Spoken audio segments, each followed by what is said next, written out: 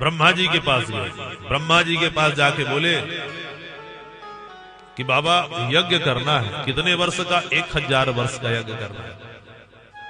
अब ये बताइए 7 दिन का जब यज्ञ करना होता है कितनी तैयारी करनी पड़ती है, जगह देखना पड़ता है, कहाँ करें कहाँ न करें, कैसे होगा नहीं होगा, बहुत तैयारियां हो जाती है 7 दिन के लिए। और जिनको 1000 वर्ष का यज्ञ करना होगा तो जगह तो सोच समझ के करना होगा। तो सब जाते कि इनके पास, ब्रह्मा जी के पास देवता गए। बोले ब्रह्मा जी, बाबा जी एक निवेदन है। बोले बताइए। बोले हम यज्ञ करना चाहते हैं, कोई उचित स्थान बताइए, कोई पुण्य भूमि बताइए, ऐसा पुण्य भूमि जो। ब्रह्मा जी ने एक चक्र दिया। बोले ले जाओ इस चक्र को, ये जहां जिस स्थान में रुक जाएगा वही स्थान आपके यज्ञ के लिए उत्तम होगा। अब ऋषि मुनि इस चक्र को लेके गए, फेंके, आगे आगे चक्र जा रहा है। पूरी भूखंड भूमंडल में भ्रमण किया, वो चक्र कहीं भी नहीं रुका। वही स्थान जो है, जो अभी वर्तमान में सीतापुर से उत्तर प्रदेश का, वहां से 25-30 किलोमीटर की दूरी है, जिसे आज नैमिषारण्य कहते हैं। उसकी नेमी मतलब जो साइकिल का रिंग होता है, जो बीच वाला भाग होता है, क्या बोलते हैं उसको, वही रिंग की तरह था। तो उसके नेमी वहीं जाकर के रुका। उसी स्थान में एक अरण्य भी था। वहां पे अरण्य मतलब जंगल के समान। वो घूमते घूमते घूमते घूमते इतने घूमा कि पृथ्वी के जो 7 तल हैं, 6 छिद्र को, अतल वितल सुतल महातल तलातल तक जाकर रुक गया। तो वही स्थान क्या कहलाया? नैमिषारण्य।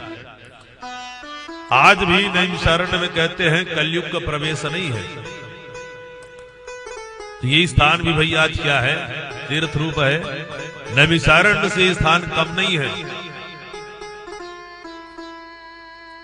तो नैमिषारण्य में हम लोग बड़े प्रेम से चलते हैं और मन को एकाग्र करते हैं कि जहां सूत जी महाराज सौनकादि ऋषियों को किस प्रकार से भागवत की कथा बड़े प्रेम से सुना रहे हैं।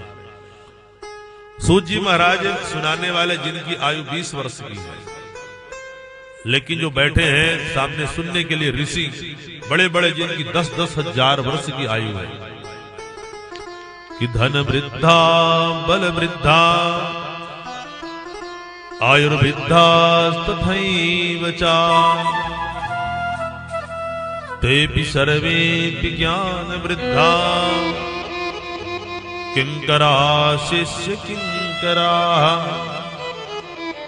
वास्तव में यदि देखा जाए तो बड़े तो कई प्रकार के होते हैं। कोई धन में बड़ा होता है, कोई बल में बड़ा होता है, कोई आयु में बड़ा होता है, लेकिन जो ज्ञान में बड़ा होता है वही सबसे बड़ा समझा जाता है। लौकिक दृष्टि से, ये पारलौकिक दृष्टि से, पारलौकिक दृष्टि से।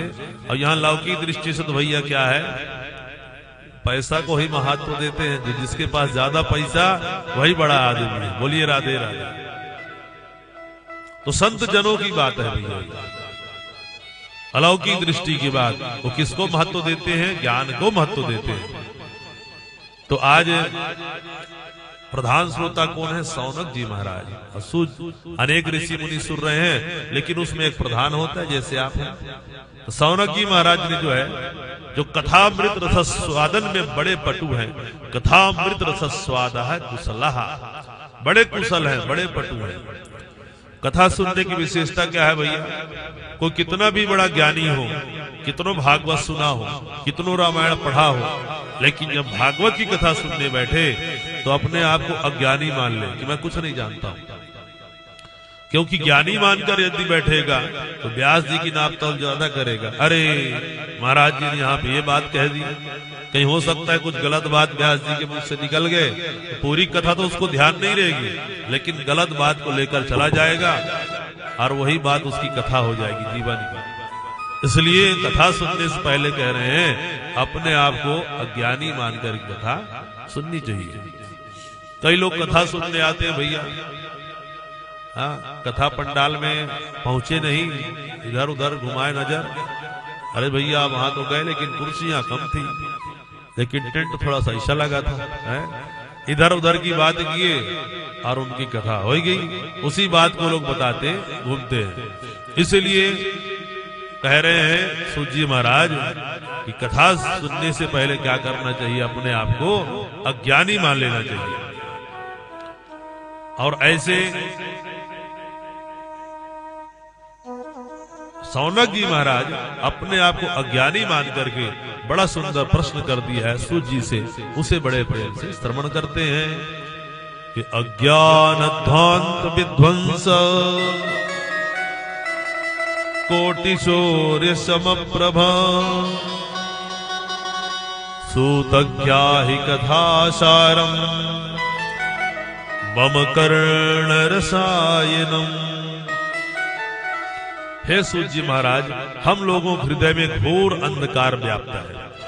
भुवन भास्कर भगवान सूर्य नारायण का जब उदय होता है तो प्रकृति में व्याप्त अंधकार तो नष्ट हो जाता है, लेकिन हमारे हृदय भवन में व्याप्त अंधकार जो है नष्ट नहीं होता है।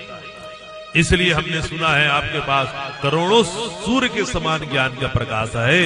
एक ज्ञान का प्रकाश हमारे हृदय भवन में डालिए, जिससे हमारा हृदय भवन भी क्या हो जाए, प्रकाशित हो जाए। ये बताइए महाराज कि वैष्णव जन ऐसा क्या करते हैं कि भक्ति ज्ञान और वैराग्य को लोग वृद्धि करते रहते हैं, पुष्ट करते हैं। कलयुग में जो है कलयुगी भक्त जो है, एक तो ज्यादा भक्ति करता नहीं है, ज्यादा लंबा चौड़ा कुछ उपाय बता दो तो करना नहीं चाहेगा। इसलिए भगवत प्राप्ति क्रम साधनम तद बदादुना, भगवान को प्राप्त करने का छोटा से छोटा सरल उपाय बताइए कि भगवान कैसे प्राप्त होते हैं।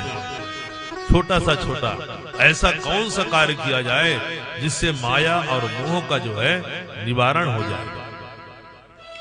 देखिए महाराज, एक होती चिंतामणि। चिंतामणि की विषय में प्रसिद्धि है कि उसके पास बैठकर जिस वस्तु की चिंता करो वो वस्तु प्रदान कर देगी। और एक कल्प वृक्ष होता है स्वर्ग में, उसके नीचे भी बैठकर जिस वस्तु का चिंतन करो वो प्रदान कर देगी। लेकिन इन दोनों से कह दो कि राधा श्याम के दर्शन करा दो, तो राधा श्याम के दर्शन कराना इनमें जो है संभव नहीं है। वो तो जब किसी सच्चे सदगुरु का कृपा होता है तभी वो हमें राधा श्याम के दर्शन करा सकते हैं। इसलिए प्रभु आज आप जैसे गुरु अब कौन हो सकता है, हमें ऐसा मार्ग बताइए जिसे हमें भी हमारा अज्ञान जो है क्या हो जाए, नष्ट हो जाए और हृदय ज्ञान के प्रकाश से प्रकाशित हो जाए। सूत जी महाराज जो प्रसन्न हो जाते हैं, बोले ऋषियों आपने बहुत ही सुंदर प्रश्न किया है। देखिए कथा सुनने से पहले वक्ता को भी प्रसन्न करना पड़ता है। अरे महाराज आपसे बढ़िया कोई कथा सुनाते नहीं है। महाराज जी आप खुश हो गए, हो सकता है खुश होकर के 2-4 बात और ज्यादा बताएं, इसलिए ऐसा कह रहे हैं महाराज आप कुछ ऐसा उपाय बताइए। आप तो ज्ञान के प्रकाश हो, कोटि सूर्य समप्रभा, कोटि सूर्य के समान ज्ञान के प्रकाश हो, थोड़ा सा ज्ञान प्रकाश हमारे हृदय भवन में डाल दीजिए।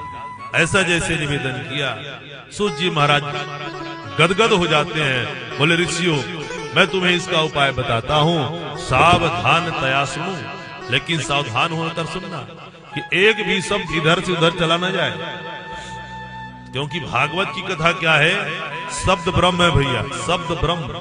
ये कोई पुस्तक नहीं है साधारण। श्रीमद् भागवताख्योयम प्रत्यक्ष कृष्ण भी स्वीकृतोसी मयानाथा मुक्त्यर्थे भवसागरे। एक एक शब्द क्या है, ब्रह्म है, ब्रह्म स्वरूप है, भगवान श्री कृष्ण स्वरूप है। तो सब शब्द को हमको कहां से, अपने कान का दोना संभाल करके उसको जो है पीना चाहिए। किधर से, कान के दोना से।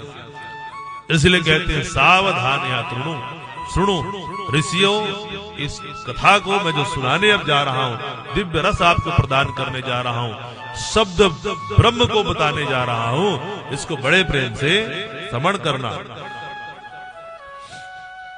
एतस्माद् परम किंचिन मनः शुद्धैन विद्यते, और मन को शुद्ध करने वाला ऐसा कोई दूसरा साधन आपको मिलेगा ही नहीं। इसलिए भागवत को कहा गया है श्रीमद् भागवत पुराण तिलकम। सभी पुराणों का तिलक है श्रीमद् भागवत। कोई पुराण आपने नहीं पढ़ा, नहीं सुना, यदि भागवत सुन लिया, 18 पुराण को सुनने का फल केवल श्रीमद् भागवत से जो है मिल जाता है।